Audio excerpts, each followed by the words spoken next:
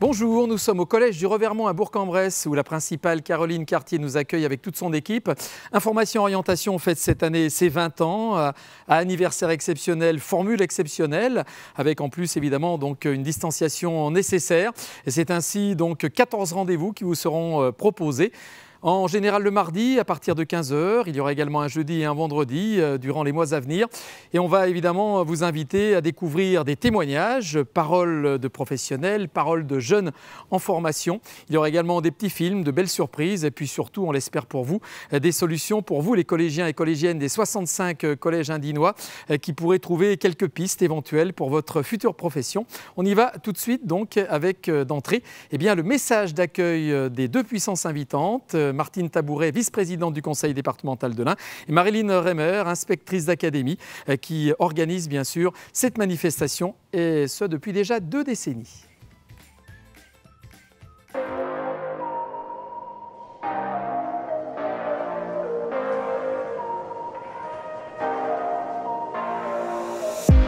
Bonjour à toutes et à tous, bienvenue sur cette émission Nouvelle Formule Information Orientation.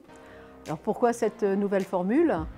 Simplement parce que les conditions sanitaires nous ont privés du plaisir de faire le forum que nous faisons habituellement. Pour autant, il nous a paru important de poursuivre l'information à l'orientation, puisque c'est un des thèmes sur lesquels les jeunes doivent travailler et qui leur pose souvent beaucoup de problèmes. Il s'agit donc de porter à leur connaissance les différentes filières, 14, qui sont porteuses d'emploi sur notre département et pour lesquelles des formations existent également sur notre département. Ces émissions, et en particulier celle-ci, ont été construites bien évidemment avec nos partenaires habituels, ceux qui nous accompagnent depuis 20 ans déjà sur Information Orientation, la Chambre des métiers de l'artisanat, la Chambre de commerce et d'industrie, la Chambre de l'agriculture et bien évidemment l'Éducation nationale, qui nous a permis un travail important avec les équipes enseignantes et de direction des collèges. Au cours de chacune de ces émissions, vous allez rencontrer des jeunes, vous allez rencontrer des entrepreneurs, vous allez découvrir des entreprises, des secteurs d'activité qui vous permettront peut-être de réfléchir à votre orientation, qui vous permettront de décider si vous préférez aller en filière professionnelle ou en filière générale, tout en vous disant qu'aucun choix n'est définitif. Donc il s'agit vraiment de penser votre orientation en termes de métier et ensuite de choisir la voie qui permettra d'accéder à ce métier et à cette filière. Chers élèves, bonjour.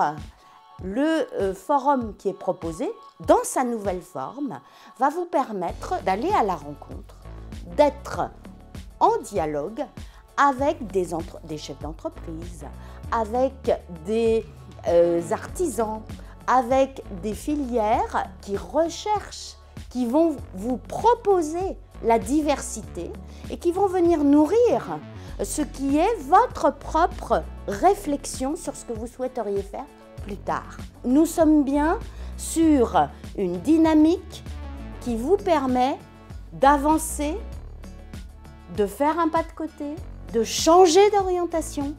On ne fait pas d'erreur. On va plus loin dans ce qu'on souhaite faire, dans la découverte.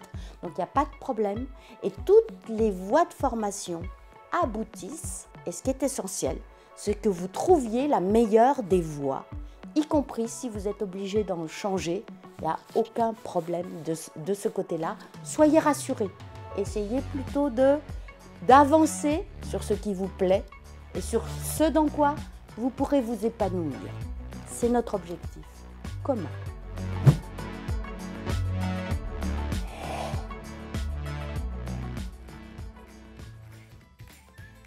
Le département de l'Ain est un département dynamique sur le plan économique.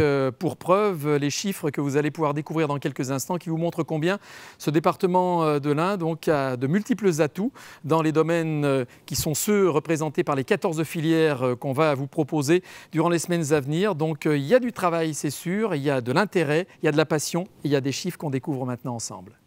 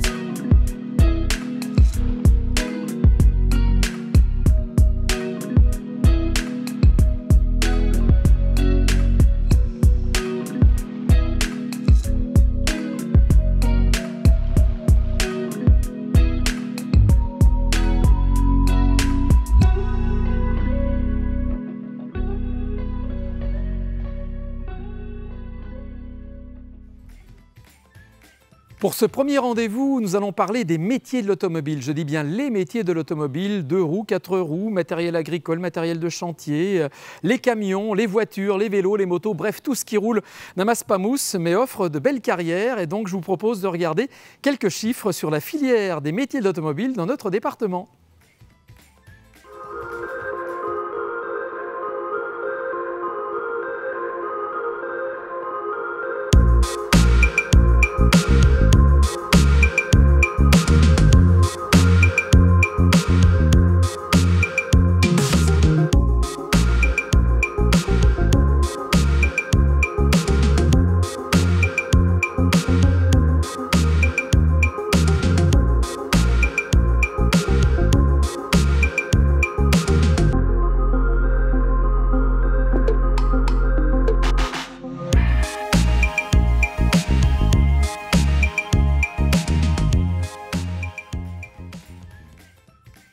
Nous allons maintenant vous proposer un schéma extrêmement court qui va vous montrer quelles sont les possibilités après le collège pour s'orienter. Il y a essentiellement 2 grandes directions que vous allez découvrir sur votre écran.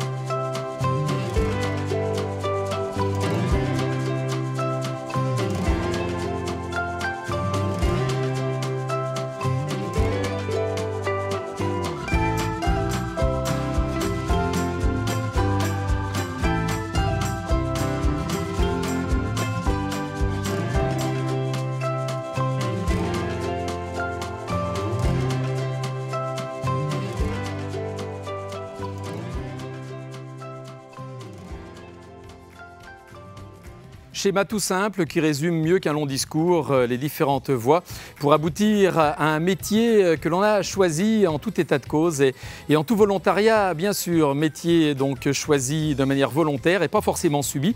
C'est bien le but que porte ce genre d'émission, de vous montrer des parcours de pro et parcours d'apprentis, qui sont des parcours réussis, des parcours qui ont été choisis par les personnes qui vont intervenir. Dans quelques instants, on va commencer avec Parole de pro. 2 invités vont nous rejoindre dans quelques instants. Stéphane Cornet, responsable d'exploitation des établissements Bernard Trucks, et un certain Nicolas Fleutelot, ancien apprenti de la maison Bernard Trucks, maintenant salarié. Ils me rejoignent. Voilà, messieurs, venez s'il vous plaît me retrouver, que je me sente moins seul sur ce plateau. Voilà. Ah, vous êtes déjà là, dites donc, quelle rapidité. Voilà, bonjour à vous deux. Bonjour. Merci d'être là. Stéphane Cornet, responsable d'exploitation des établissements Bernard Trucks. Tout d'abord, bon, on est dans les métiers d'automobile. Quels sont les différents métiers ou quel est le métier majeur de la maison Bernard Trucks ? Alors la maison Bernard Trucks, c'est déjà une maison familiale, hein, un groupe historique, puisque cette année on fête nos 100 ans. Vous ne faites pas votre âge. Merci. Et donc il emploie 2500 collaborateurs, donc une taille quand même relativement importante. Donc il est spécialisé, ce groupe, dans la vente et la réparation donc, de voitures, mais aussi de poids lourds, et c'est de ça dont on va parler aujourd'hui.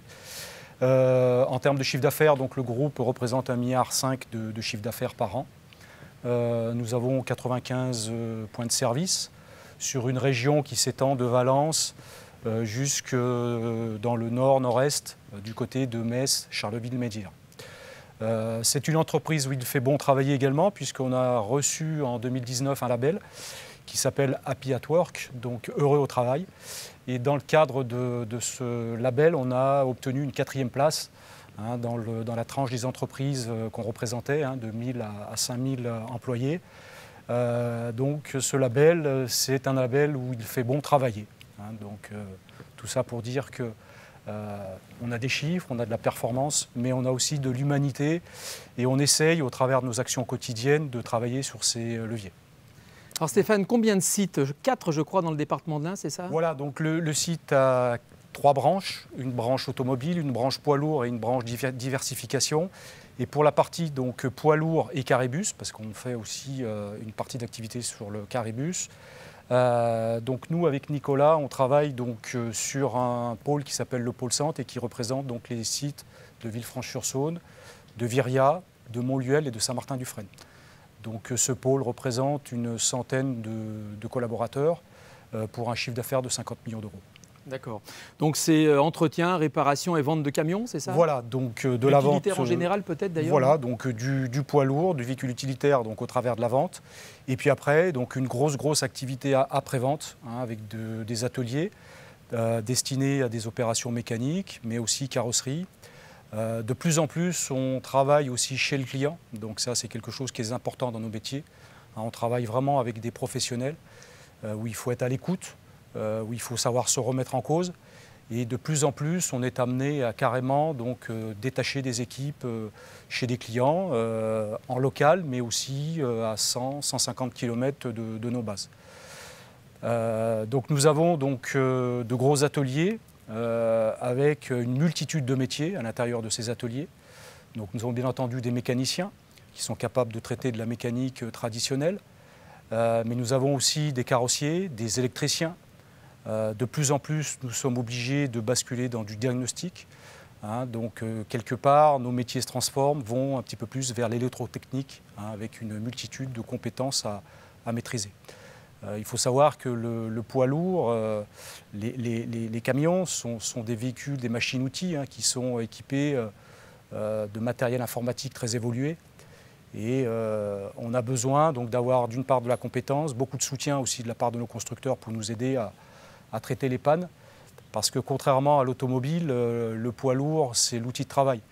Et dès que l'outil de travail est arrêté, c'est tout de suite des enjeux qui sont importants. Bien sûr, enjeu financier pour l'entreprise, évidemment. Alors, on retrouvera Nicolas dans quelques instants. C'est un petit jeune formé chez vous, qui bosse maintenant chez vous. Tout à fait. Mais juste avant, on va revenir aussi sur la politique justement de formation au sein du groupe Bernard et de Bernard Trucks. Vous avez un système de tutorat, vous accompagnez les jeunes, il faut qu'ils soient motivés, quoi. Tout à fait, tout à fait. Donc, le point de départ, c'est ça, c'est l'état d'esprit, c'est l'ouverture d'esprit. Il faut savoir aussi se remettre en cause. Comme on l'a dit, il faut savoir écouter le client. Et nos clients sont tous différents. On a une multitude de clients différents. Donc ça, c'est, je dirais, la base. De l'autre côté, nous, on est capable d'apporter la technicité au travers de la formation. Et l'apprentissage est une bonne formule pour ça. On a aussi beaucoup travaillé ces dernières années sur l'accompagnement des jeunes au travers de tuteurs qu'on a choisis. Alors au départ, on avait plutôt des tuteurs qui étaient des membres de l'encadrement. Et ça, on a plutôt changé de stratégie parce qu'on s'est dit c'est mieux d'avoir des tuteurs qui sont plus issus du terrain pour essayer de créer une collaboration, une complicité, un meilleur suivi. Et derrière, donc, ce qu'on a mis en place aussi, donc on a mis en place des journées d'intégration. Où la dernière journée qu'on a pu faire, alors pas cette année mais l'année dernière, on l'a fait à l'usine Renault Trucks de Bourg. Là aussi, on a la chance, on parlait tout à l'heure de réseau local. Nous, on est fiers de porter la marque Renault Trucks avec une usine qui est ici sur Bourg-en-Bresse et qui se bat au quotidien et qui a aujourd'hui une image mondiale et qui est reconnue dans les systèmes de production, tant sur la sécurité que la qualité, que la productivité. Donc pour nous, ça, c'est important. Et donc la dernière journée d'intégration, on l'a fait là-bas, ça a permis de réunir à la fois donc, les jeunes, les tuteurs. On a pu profiter d'une visite de l'usine, on a pu échanger aussi sur les attentes de chacun, mais c'était pour nous important de confronter les générations de manière à pouvoir lancer, je dirais au mieux, les sessions d'apprentissage. Après, dans la session d'apprentissage, on a aussi challengé nos tuteurs. Et nos tuteurs aujourd'hui donc, se voient rétribuer de primes si la formation se déroule bien, et aussi également une prime si le jeune concrétise chez nous. Parce que, comme je le dis à chaque fois qu'on intègre, c'est un investissement. Voilà. Et comme combien de jeunes formés à peu près chaque année en moyenne? Alors ça varie entre 10 et 15. Cette année, on a 11 apprentis sur nos 4 sites. Donc dans les ateliers, aussi sur une partie magasin, puisqu'on a des magasins. Et pour nous, l'objectif, c'est vraiment de pouvoir, au terme de cette session d'apprentissage, de pouvoir concrétiser par une embauche, parce que nous sommes voilà, dans des métiers pénuriques. Et aujourd'hui, notre activité, elle est entachée de ce manque de personnel pour pouvoir servir au mieux nos clients. Garçons et filles sont les bienvenus. Et à partir de quel niveau vous les prenez? Alors, on a des CAP, on a des bacs pro, on a des niveaux BTS. Et Nicolas, qui est ici, est un bel exemple, puisque Nicolas est arrivé en 2016. Et donc, il a commencé en CAP, il a évolué vers un bac pro. Donc, il est resté 4 ans en apprentissage chez nous. Et en 2020, on a pu voilà, concrétiser et l'intégrer totalement à nos équipes. Nicolas, justement, Nicolas Fleutelot, alors ça s'est bien passé visiblement ces 4 années de formation chez Bernard Trucks, puisque vous êtes maintenant salarié de la boîte. Très bien, oui. 4 années où on apprend beaucoup de choses, où on évolue, avec des personnels qui sont là pour nous aider, nous accompagner, nous apprendre les gestes techniques et les petites astuces qui vont bien. Alors une question toute bête, pourquoi le poids lourd chez Bernard Trucks? Comment ça s'est passé en fait, la connexion? Pourquoi le poids lourd? Au début, je voulais partir en mécanique. Je n'avais pas forcément de préférence pour le poids lourd, pour l'automobile. Puis je me suis dit pourquoi pas le poids lourd, on n'entend pas beaucoup parler. Je savais que c'était beaucoup recherché des mécaniciens poids lourds. Donc je suis parti dans cette branche et puis je ne regrette pas aujourd'hui parce que c'est pour moi mieux que la voiture. Pourquoi en termes mieux de travail. Pourquoi mieux que la voiture? C'est plus gros, il y a plus de place. Ouais, bon, c'est plus lourd. On est moins coincé effectivement quand on C'est plus lourd, mais c'est plus pratique quand même. Ouais.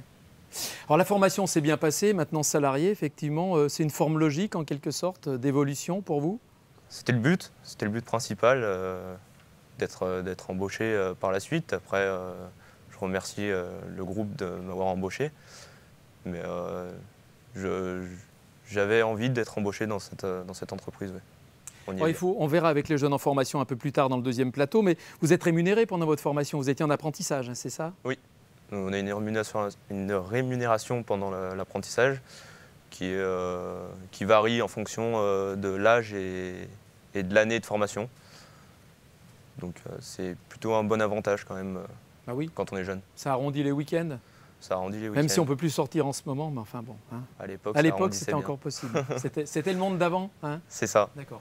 Parlons d'aujourd'hui. Alors ça se passe bien, visiblement?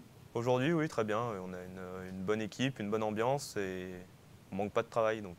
Alors vous faites quoi exactement? Vous faites de la mécanique en quelque sorte? Oui, de la mécanique, de la réparation, de l'entretien, du diagnostic. C'est assez diversifié, oui. C'est un métier qui a pas mal évolué au niveau technologique, parce que les mains dans le cambouis, ça existe encore, mais il y a beaucoup de matériel maintenant de diagnostic, par exemple. Bon, c'est plus comme le camion à pépé ou à papa. Hein. Oui, ça a beaucoup évolué. Moi, même moi qui ne suis pas vieux dans ce métier, je l'ai vu quand je suis arrivé, mes premières années d'apprentissage, avec l'ancienne gamme Renault, où il y avait moins d'électronique. À l'arrivée des nouvelles gammes, il y a eu beaucoup d'électronique, il y a eu un gros pas de fait envers cette technologie sur le poids lourd. D'accord. L'avenir, pour vous Nicolas, c'est quoi alors? Continuer dans cette maison, monter, devenir tuteur, avoir vos apprentis un jour? Ah bah toujours, oui, c'est sûr que ça donne envie. Pourquoi pas prendre une place après de chef d'équipe dans le futur. Moi je connais un Stéphane Cornet qui est prêt à vous pistonner. Non, c'est clair qu'en plus, ça fait partie de nos valeurs. On est dans un schéma où on aime faire évoluer de l'interne. Et pour preuve, nos 4 responsables d'atelier sont issus, les 4, des filières de l'apprentissage. Tous les métiers ne permettent pas ça, mais nous, on se bat pour ça. On travaille aussi beaucoup sur nos organisations. Et aujourd'hui, on est, y compris dans le monde du poids lourd, dans des organisations 2.0. Puisque nos organisations ateliers et magasins sont dans des schémas de proximité client avec des équipes réduites où l'avis de tout le monde est important, où on favorise le travail en équipe, où le téléphone n'est pas interdit mais plutôt on l'utilise comme une opportunité. Par exemple, quand aujourd'hui on veut réceptionner un véhicule avec le smartphone, on fait une photo de la plaque d'immatriculation et derrière, en instantané, on a le pédigré du véhicule, on a les campagnes techniques à réaliser, on a un certain nombre d'informations. Donc tout ça pour dire que voilà, on essaye de s'adapter au monde d'aujourd'hui Et pour nous, c'est important aussi de capitaliser et que les jeunes se sentent bien. On sent bien qu'il y a un décalage aujourd'hui entre les plus jeunes et les plus anciens. Il s'agit voilà, de composer et d'assurer et de réussir cette transition. Pour nous, c'est vraiment, vraiment important. Ok, messieurs, merci beaucoup. Alors, il y a un garçon comme Nicolas Fleutelot qui nous a témoigné de son apprentissage rapidement. On n'a pas non plus effectivement beaucoup de temps, mais on essaye d'aller à l'essentiel. Et de son statut de salarié Bernard Trucks, heureux de vivre dans cette belle entreprise. Mais il a aussi d'autres talents, mon cher Stéphane, que vous allez découvrir dans quelques instants. On a un petit combini, on appelle ça un combini. C'est un film sympa, très court, très bref, avec plein de réponses brèves à des questions qui le sont tout autant. Et il a un vrai talent de comédien, vous allez le voir. Je vous propose de regarder effectivement donc le combini où Nicolas est là. Et puis également une demoiselle qu'on retrouvera dans le deuxième plateau avec les apprentis, donc pour les parcours et paroles d'apprentis et donc de jeunes en formation initiale également. C'est parti.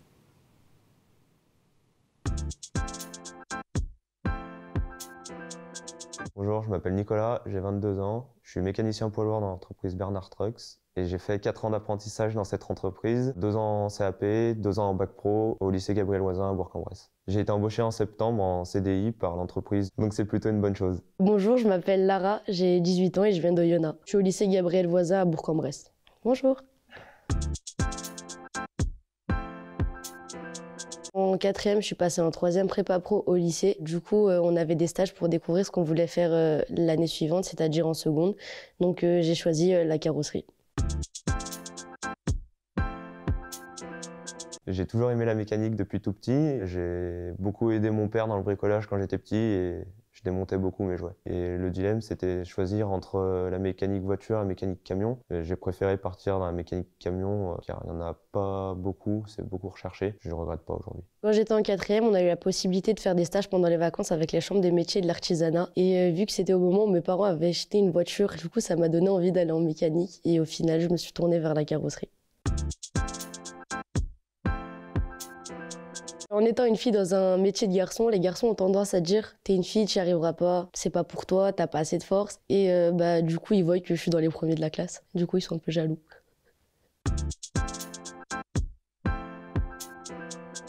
Donc elle arrive accidentée, on fait un diagnostic de ce qu'il faut, des pièces à échanger, des pièces à commander, des pièces à réparer. Et qu'ensuite on commence à démonter ce qu'on peut démonter, à poncer, à repeindre, à redresser. La partie de diagnostic, je trouve ça le plus intéressant. C'est là où il faut plus chercher, fouiner, faire des tests. Quand une voiture ne roule pas, qu'elle roule après, c'est basique. Alors que quand une voiture rentre accidentée et qu'après elle repart neuve, ça fait plus plaisir aux yeux.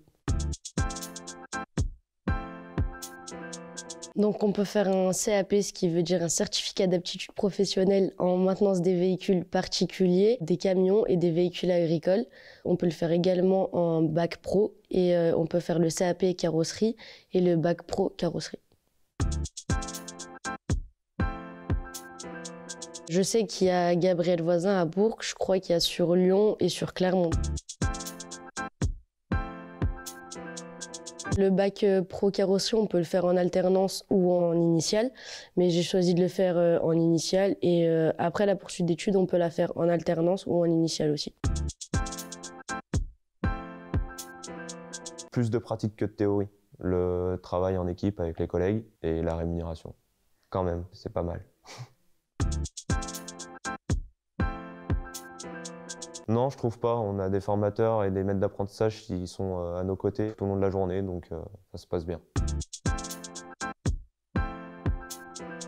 Bien s'intégrer dans son équipe pour qu'il y ait une bonne ambiance de travail et écouter les cours quand même à l'école pour pouvoir mettre en pratique la théorie. Faut pas qu'ils voient la vidéo, les collègues.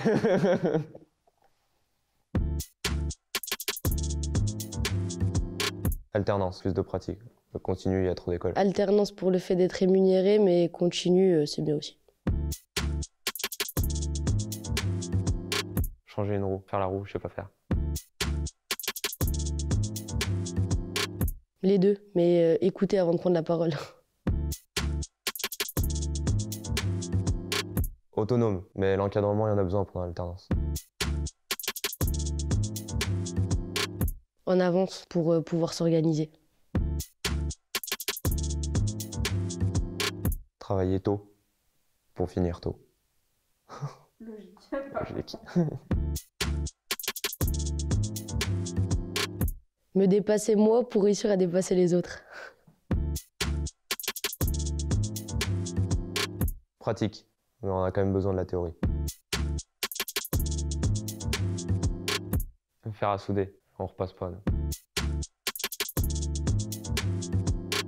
De la passion, travailler pour travailler, c'est un peu ennuyant. C'est une passion qui est devenue un travail, donc ça c'est cool. Face to face, j'aime pas parler devant une caméra.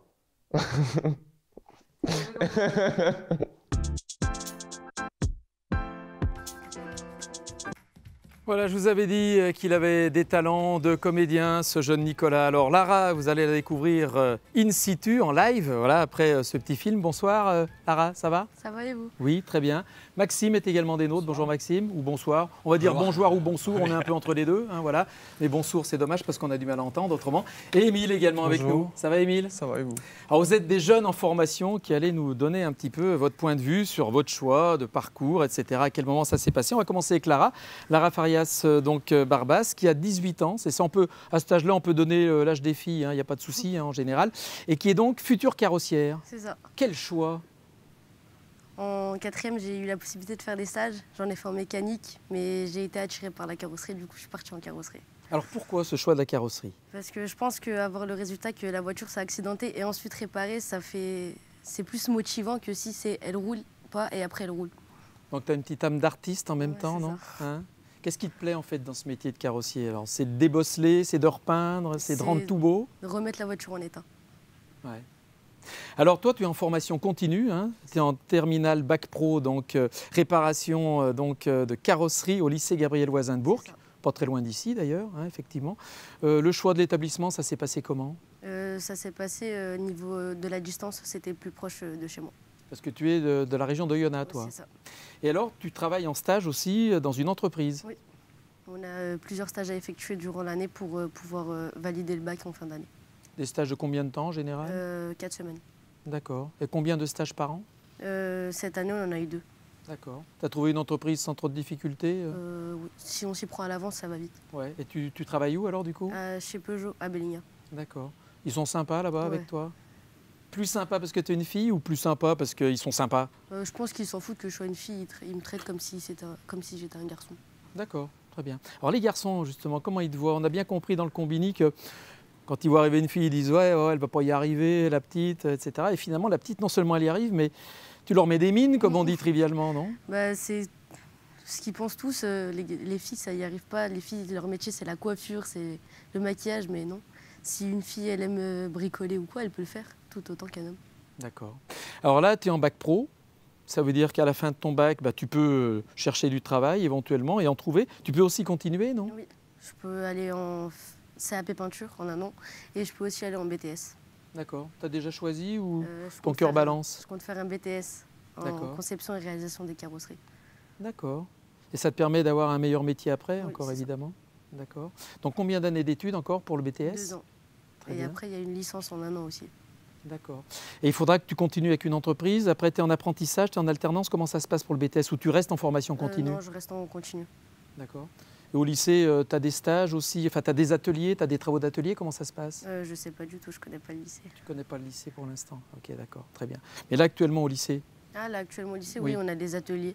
D'accord. Et puis des cours de matière générale? Oui. Tu brilles dans quoi? Le français, les maths, l'anglais? L'anglais. Ouais. Et la clé à molette aussi, on m'a dit. Ouais. Hein, voilà, comme discipline. Tu fais quoi d'autre à part ça? Tu fais un peu de sport, t'aimes la culture, t'aimes quoi? J'aime beaucoup le foot et les sports mécaniques. D'accord, très bien. Ceci explique cela un peu aussi. C'est ça. Et la mécanique t'a jamais intéressé? Non, pas vraiment. D'accord.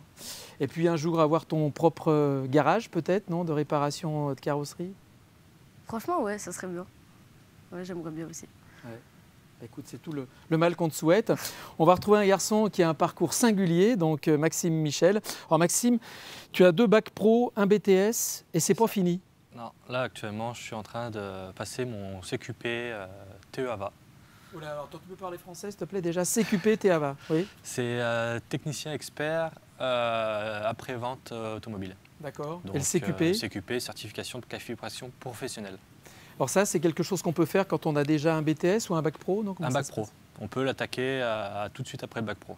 Voilà. Alors Maxime, parle-moi de ce parcours, effectivement, qui t'a conduit dans plein d'endroits différents, ce qui prouve d'ailleurs qu'en cours de route, on peut très bien se relancer vers d'autres voies qui ne sont pas des voies de garage. Oui.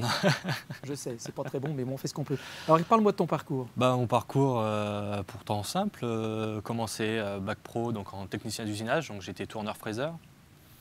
Et ensuite, je devais enchaîner sur un BTS qui ne s'est pas fait, enfin bref, voilà. Et du coup, j'ai fait un an d'intérim. Et j'ai continué, je me suis reconverti dans l'automobile qui était ma passion. Passion d'automobile, que je tiens ça un peu de mon père. On est passionné d'automobile, voilà, depuis des années. De père en fils. C'est ça, exactement. Et de grand-père en petit-fils, peut-être même. M'emmener au salon de l'auto et choses et d'autres. Et donc, toujours passionné d'automobile, donc j'ai dit, je me lance dedans. Et puis, j'en suis là. D'accord. Voilà. Et tu ne regrettes pas, évidemment? Non, je ne regrette pas, non. J'ai fait mon bac, j'ai fait mon BTS. Et là, je continue sur mon CQP, qui est aussi en adéquation avec VGF, donc Volkswagen France Academy, et qui donc me permet de devenir technicien expert à la fin de mon CQP.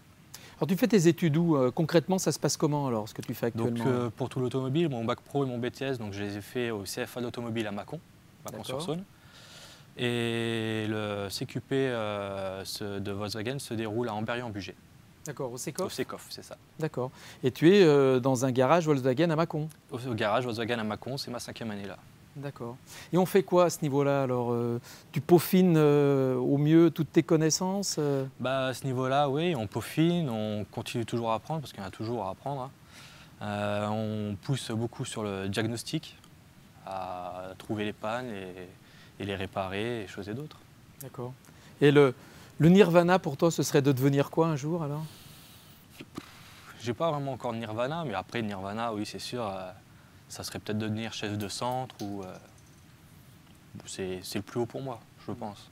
Alors en carrosserie, il y a peu de filles, je suppose. Hein. Lara, tu confirmes, il n'y a pas beaucoup de filles. Hein. Tu es la seule? Ouais, dans ma classe, ouais. Dans ta classe, ouais. Est-ce qu'il y a beaucoup de filles dans le domaine des métiers de l'automobile, la maintenance des véhicules particuliers? Moi, j'en ai connu une. Après, j'en entends parler, oui, qu'il y a quand même pas mal de filles dans toute la France qui sont dans l'automobile, dans la mécanique. D'accord. Et ça leur va bien? Ça leur va très bien, et puis elles sont bien acceptées. Ouais. Ok Maxime, merci de ton témoignage. Émile Pommier avec nous aussi. Alors Émile, toi tu as un parcours aussi sympa tout plein. Toi tu es plutôt dans les matériels agricoles. Hein, voilà. Parle-moi vite fait de ton parcours qui t'a conduit justement au lycée Charpac à Châtillon-sur-Chalaronne pour apprendre les métiers d'entretien et de tout ce qui concerne les matériels agricoles. Alors j'ai fait une 6e et 5e.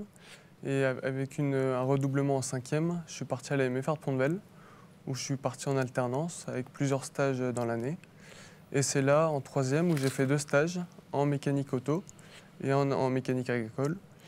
Et j'ai vu que l'agricole, on pouvait faire de la soudure, fabriquer nos pièces, tout ça. Et je me suis penché sur l'agricole pour après arriver au lycée Georges Charpac à Châtillon. Il y a plus de possibilités de faire plus de choses en fait dans le matériel agricole que dans la voiture? Eh ben, c'est qu'en automobile, on aura notre caisse, tout ça. Qu'en agricole, on peut être amené dans un champ avec juste un poste à souder et fabriquer une pièce pour faire sortir le tracteur du champ. Et c'est ce côté-là qui m'a plu dans la fabrication, tout ça, de la mécanique agricole. Le côté débrouillard aventurier voilà. Un peu, quoi. Voilà. Ça. Faire à souder et tu faire démarrer l'engin. C'est ça. D'accord. Quand tout va bien. Hein. Quand tout va bien, je suppose. Ouais. Ok. Alors, c'est un apprentissage qui va précéder une autre voie. On en reparlera dans quelques instants. Ça te plaît globalement? Oui, très bien. Qu'est-ce qui te plaît en fait alors là-dedans? Alors, ce qui me plaît, c'est il y a beaucoup de diagnostic, un peu de mécanique, et enfin même beaucoup. Et surtout la relation qu'on a avec les clients qui nous amènent leur tracteur, tout ça, on les répare. Et après, on a une satisfaction de le faire repartir quand il fonctionne. Alors toi, tu es en alternance, apprentissage, hein, oui. Donc tu as une partie effectivement au lycée Charpac hein, et tu as aussi une partie en entreprise. Tu travailles chez qui? Chez Roger Cavallero à Saint-André-sur-Vieuxjon, où ils sont spécialisés chez McCormick et chez Caterpillar. Et là-bas, j'ai demandé pour 1 an en apprentissage et tout se passe bien. D'accord, impeccable. Ils te font bosser comme un salarié normal? Tu fais les mêmes travaux qu'un ouvrier normal? Non, on me prend pour un apprenti. Ouais, quand même. Mais on m'emmène, des fois, vu que j'ai le permis, on me dit prends le camion et va en dépannage quand c'est pas trop compliqué. D'accord. Et j'ai une certaine une certaine liberté sur ça. Certaine liberté d'action. Alors toi, tu te prépares à devenir mécanicien agricole, mais il y a une autre vocation qui traîne un peu derrière le crâne d'Émile Pommier. Émile Pommier, il voudrait bien le couvrir, ce crâne, avec un képi, c'est ça? C'est ça, oui. Alors depuis tout petit, j'ai envie de faire gendarme, rentrer dans la gendarmerie. Je me mets au garde à vous, excuse-moi, attends. Hein, d'accord.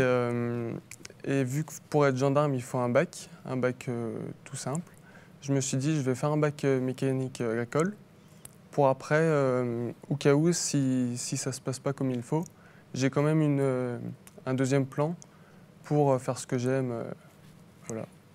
Quand tu seras gendarme, tu pourras t'occuper de bison futé. Bison futé, c'est un animal, on n'est pas loin de l'agricole, hein, tu me diras, mais bon. Hein.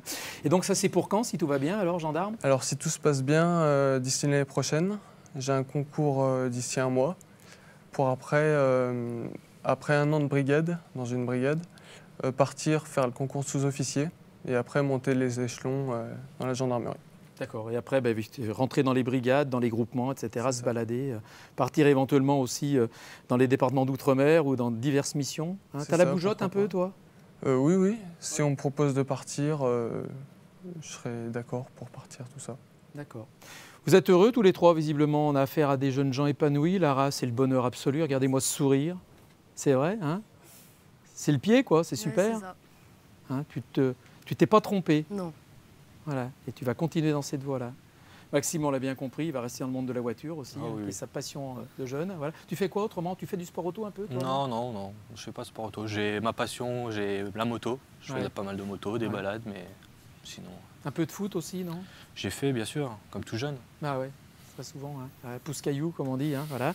Et puis toi, Émile? Je fais un peu de natation et un peu de musique, de la batterie. Ah ouais? Oui. D'accord. Très bien, c'est bête qu'on n'ait pas une batterie ici, mais bon. En cuisine aussi, dans les métiers de l'alimentation, il y a des batteries de cuisine, mais c'est autre chose, effectivement.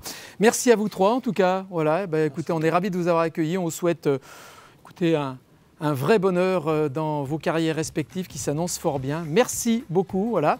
Et puis, dans quelques instants, nous allons passer, voilà, vous allez pouvoir quitter le plateau devant tout le monde, comme ça, il n'y a pas de souci. Allez, on y va. On n'a pas de public parce que malheureusement, on est effectivement donc, en non présentiel, mais vous auriez mérité tous les applaudissements. Tiens, je vais en faire pour vous quand même, hein, ça n'empêche pas. Voilà. Ah si, c'est bien, c'est bien. Voilà, on a du public. Voilà, il n'est pas nombreux et il est bien distancié, je vous le dis tout de suite. Voilà, et dans quelques instants, on va arriver au terme donc, de cette émission. Je vous parlerai d'ici quelques minutes de la filière que nous vous présenterons donc, la semaine prochaine, mardi prochain à 15h. Vous connaissez effectivement l'horaire maintenant et le jour, principalement le mardi. Je vais accueillir donc Thierry Erdewin, qui est le directeur du CIO, Centre d'information et d'orientation d'Oyonnax. Mon cher Thierry, bonjour. Bonjour. Voilà, bonjour à tous. Ravis de vous avoir parce qu'on a eu quelques questions effectivement. Alors effectivement, on ne va pas traiter toutes les questions maintenant parce qu'on a un timing précis au niveau de la bande pour l'émission. Première question, quelles sont les études pour devenir vendeur de voitures en concession, mon cher Thierry? Alors, ce qui est souvent requis, c'est le Bac+2 et il existe des BTS dans le secteur commercial qui forment à ce métier. Mais on peut très bien accéder à ce métier à partir d'un Bac Pro Commerce, un Bac Pro Maintenance des véhicules automobiles avec de l'expérience et une fibre commerciale. Hein. Donc c'est possible aussi. Et il faut savoir que les constructeurs forment aussi leurs vendeurs, donc il est possible, on va dire à Bac+2 et à niveau Bac, d'accéder à ce métier. D'accord. Autre question, quelles sont les études nécessaires pour devenir ingénieur moto ou auto? Alors là, il faut passer par une école d'ingénieur, on y accède à niveau Bac ou Bac+2. Ensuite, on fait une formation de 3 ans d'école d'ingénieur, ce qui fait, au bout du compte, 5 ans d'études pour se former dans ce domaine-là. Alors, on peut passer par un diplôme d'ingénieur généraliste avec une option, on va dire, automobile, mais aussi passer par des écoles d'ingénieurs spécialisées en automobile, hein, comme l'ESAT, l'ESTACA, qui permettent vraiment de se spécialiser dans le secteur automobile. Mais il faut savoir que comme l'automobile touche de nombreux domaines technologiques, des spécialistes de l'informatique, de l'automatisme, des matériaux, de l'électronique peuvent aussi accéder à ce secteur et c'est souvent au travers des stages faits durant les études d'ingénieur qu'on accède à ce secteur. D'accord.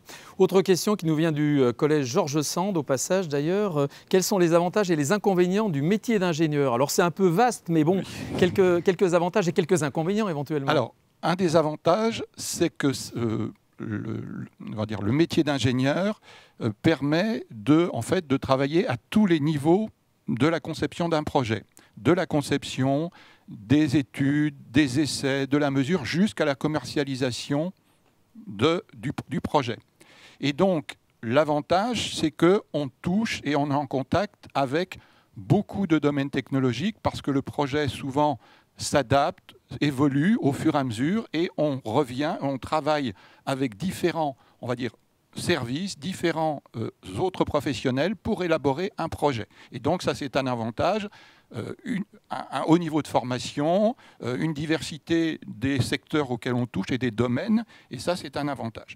Un deuxième avantage, c'est que, comme vous le savez, l'automobile évolue très rapidement, il y a des innovations technologiques, et donc on est en contact et au sein de beaucoup d'évolutions. On peut parler des moteurs hybrides, de l'électrique, des nouveaux matériaux, et donc un ingénieur et en contact avec tous ces domaines-là, et ça peut être très intéressant et très enrichissant. À l'inverse, on va dire, on parlait d'inconvénients, je ne pense pas qu'il y en a beaucoup, mais alors il faut là se tenir informé, se former régulièrement, parce que les technologies évoluent très vite. Et donc là, il faut se tenir informé et formé très souvent. Il faut aussi, ça peut être un inconvénient, on va dire, il faut aimer travailler en équipe, puisque dans le secteur automobile, c'est des projets qui réunissent différents services, différentes équipes. Le télétravail, effectivement, mais ça existe, c'est aussi un intérêt. Ça peut être aussi un intérêt. D'accord. Merci Thierry. Écoutez, on va arriver au terme de cette émission, chers amis. Donc, on devait vous repasser vite fait l'orientation après collège, mais on a déjà pris un tout petit peu de retard, donc on va rester là. Sachez que Thierry et tous les membres des CIO du département de l'Ain sont à votre disposition pour vous donner réponse à toutes questions que vous aurez posées durant toute cette émission. Moi, je vous dis à la semaine prochaine, mardi prochain, 15h, même lieu, même heure donc, et puis même téléspectateurs, j'espère, des 65 collèges indinois qui seront intéressés pour suivre les 13 prochaines filières. La semaine prochaine, nous parlons de bâtiments et de travaux publics. Merci beaucoup, à la semaine prochaine.